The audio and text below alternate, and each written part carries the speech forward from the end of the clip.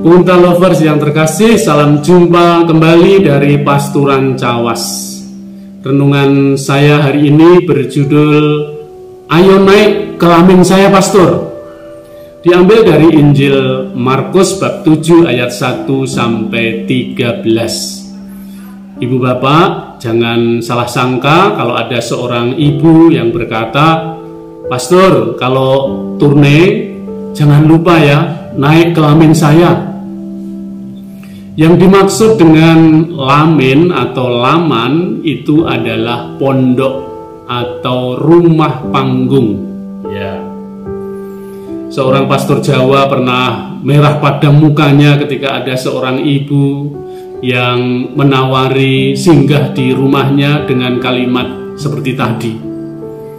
Harap hati-hati karena ada aturan adat yang tidak membolehkan seorang laki-laki bertamu di sebuah rumah jika di situ hanya ada seorang istri atau ibu atau perempuan atau hanya ada anak gadisnya saja.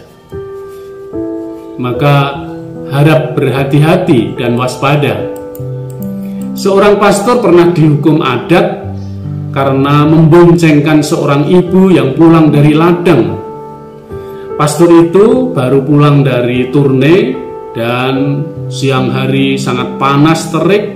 Ibu itu juga pulang dari ladang, jalan kaki. Dia di pinggir jalan memberhentikan sepeda motor pastor yang sedang lewat, dan dia membonceng pastor itu sampai ke kampung. Nah, karena jalan jauh dan panas terik membakar kulit, dia membonceng pastor itu. Tetapi sampai di rumah, sang suami tidak terima karena istrinya membonceng sepeda motor dengan pastor. Maka kemudian suaminya membawa kasus itu ke adat dan pastor itu dihukum secara adat. Dia tidak punya maksud apa-apa kecuali hanya mau menolong. Tidak tega melihat seorang perempuan berjalan di tengah panas terik matahari dan dia dalam perjalanan yang satu arah sama. Maka dia hanya ingin menolong atau membantu. Tetapi ya pastor itu menerima hukuman adat dan dia hanya berkata, "Di mana bumi dipijak, di situ langit dijunjung." Punta Lovers yang terkasih, sifat munafik sering ditunjukkan kaum Farisi dan para ahli Taurat. Mereka lebih menekankan adat istiadat bikinan manusia daripada hukum Allah. Membasuh tangan, membersihkan badan, mencuci cawan, kendi, dan perkakas lainnya adalah contoh adat tradisi yang dibikin oleh manusia.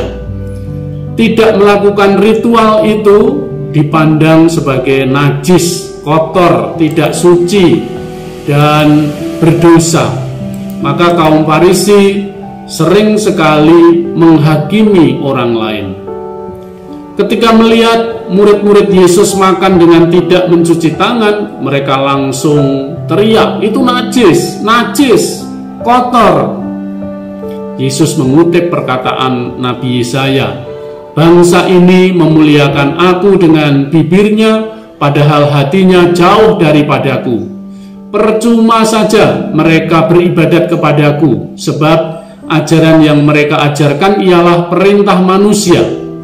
Perintah Allah kamu abaikan untuk berpegang pada adat istiadat manusia." Ya, bibirnya kumat kamit berdoa, mulutnya teriak-teriak memuji Allah, tetapi hatinya menyimpan iri hati dan benci. Pikirannya suka mengadili orang lain, perilakunya jauh dari apa yang diperintahkan Tuhan, menyimpang dari ajaran-ajaran Allah. Yesus mengukur kesalehan bukan dari segi lahiriah. Kesalehan adalah ketaatan pada aturan Allah yang menyelaraskan antara kata dan tindakan. Kaum Farisi jatuh pada kemunafikan karena mereka terlalu menekankan ketaatan manusia, hukum manusia, namun tidak mempraktekannya. Sabda Yesus itu juga ditujukan kepada kita. Janganlah kita bersikap munafik dan suka mengadili orang lain, tetapi lihatlah diri sendiri sebelum kita menghakimi sesama.